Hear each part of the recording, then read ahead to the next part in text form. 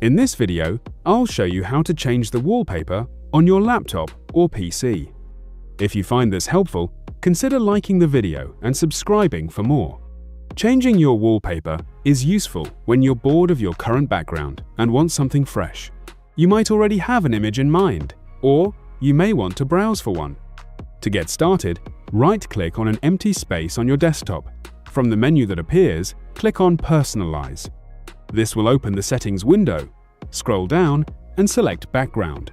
Here, you can choose different options such as Picture, Solid Color, Slideshow, or Windows Spotlight.